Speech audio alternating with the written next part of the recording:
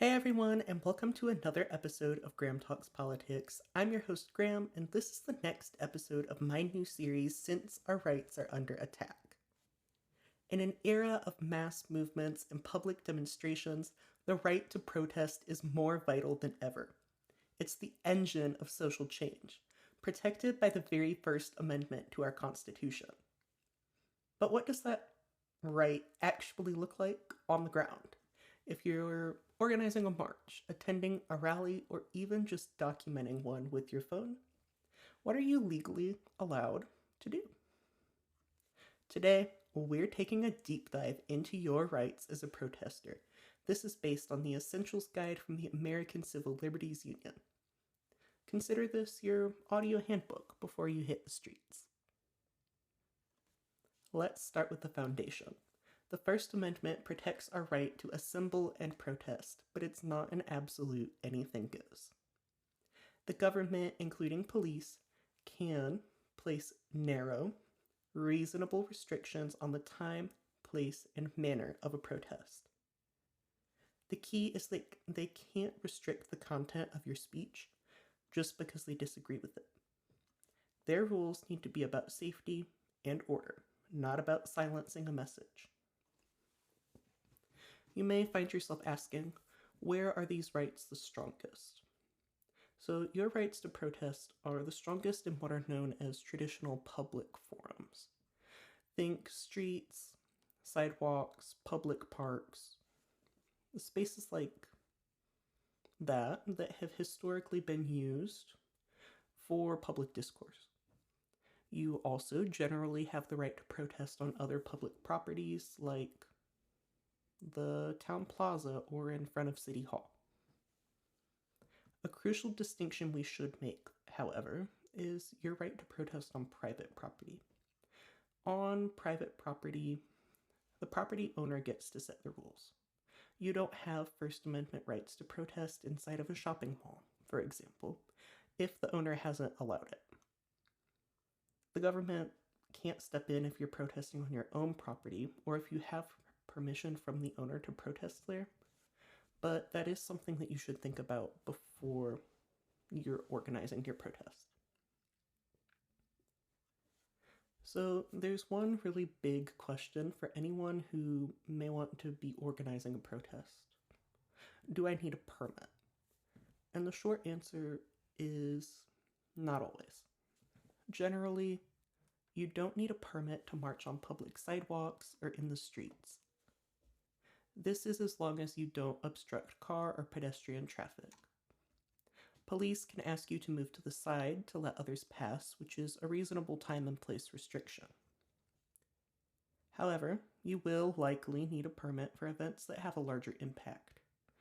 This could include a march or parade, one that would require blocking traffic or closing a street.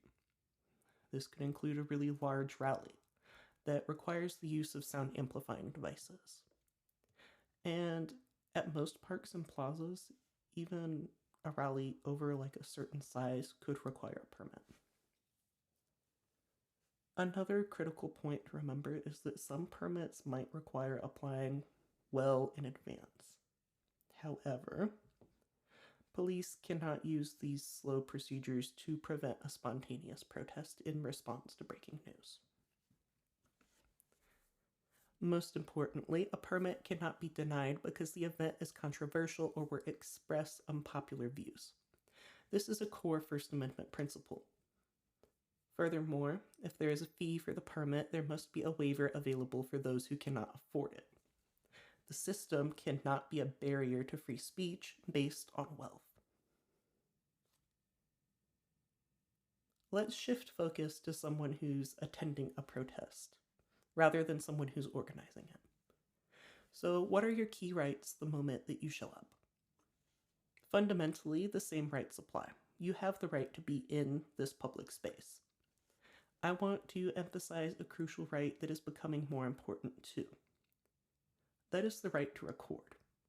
When lawfully present in a public space, you have the right to photograph or video anything in plain view, including federal buildings, police officers, and arrests. This documentation has become a vital tool for accountability, so if you are attending a protest, I would encourage it. On your private property, or someone else's private property, the owner could set rules about photography and videography. In public, your camera is your right. Something else that's important to mention is counter-protesters. So they have the exact same free speech rights. Police have to treat both groups equally. However, they are permitted to keep antagonistic groups separated to prevent violence. However, they should allow them to be within sight and sound of one another.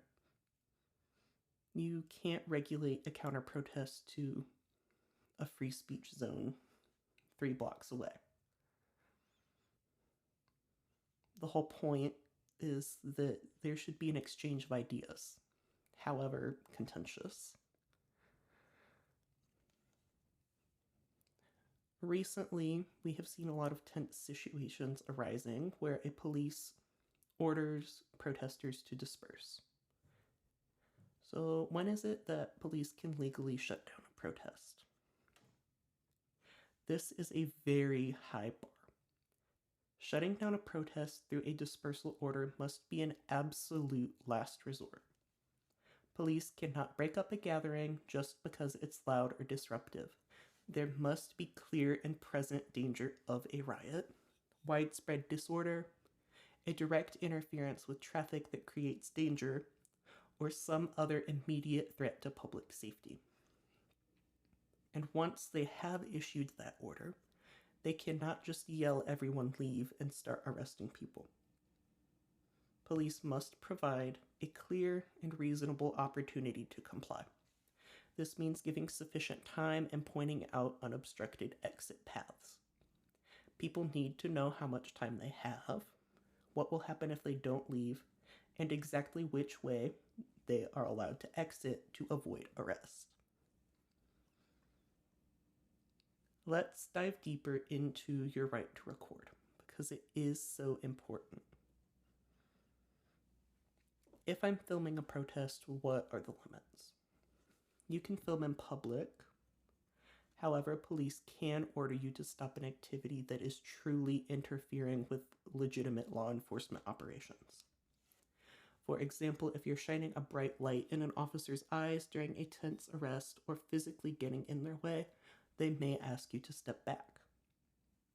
Simply filming from a reasonable distance is not interference. A critical question. Can an officer take my phone or demand to see my footage? Here's the breakdown. If you're not under arrest, an officer needs a warrant to confiscate your phone or to force you to unlock it and show its contents. If you are arrested, they can take your phone as part of your inventory, but they'll still need a warrant to search through your photos and videos. Under no circumstances can the government ever delete your photographs or videos. That's destruction of evidence. One technical point coming from the ACLU is that there is a legal distinction between video and audio. The visual record is fully protected, however, the audio portion of a recording sometimes falls under state wiretapping laws, which can require the consent of all parties being recorded. The law here varies by state, so it's an area to be aware of. What's the number one thing to do if an officer stops you for filming? 1. Stay calm. Never physically resist. 2. Ask a simple question. Officer, am I free to leave? If they say yes, you can calmly walk away. If they say no, you're being detained, ask what crime that you're suspected of. You can then remind them politely, but firmly, that filming is your First Amendment right and does not, by itself, constitute reasonable suspicion of a crime. So what happens if you're stopped more generally while protesting? These same principles apply. Stay calm, keep your hands visible, Don't argue, resist, or obstruct officers, even if you believe they're wrong. You can verbally point out that your actions are protected, ask if you're free to leave, and if you are arrested, as always, you have the right to remain silent and the right to legal counsel. You should say these words clearly. I wish to remain silent. I would like to speak to legal counsel. Then stop talking. You shouldn't consent to any searches of your person or your bags. Finally, if you believe your rights have been violated, what should you do? Documentation is everything. As soon as you can, write down everything. Officer badge numbers, patrol car numbers, the agency, and exactly what was said and done. Get contact information from witnesses, take photos of any injuries. And once you have this information, you can file a formal written complaint with the Law Enforcement Agency's Internal Affairs Division, or Civilian Complaint Board. This is all incredibly practical and vital information.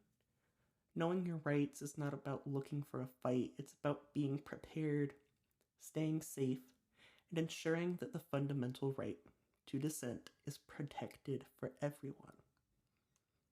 The ACLU has fantastic resources on their website.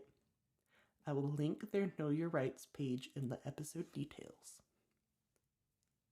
That's all we have time for today. Remember, knowing your rights is the first step to exercising them safely and effectively. Again, this is Graham.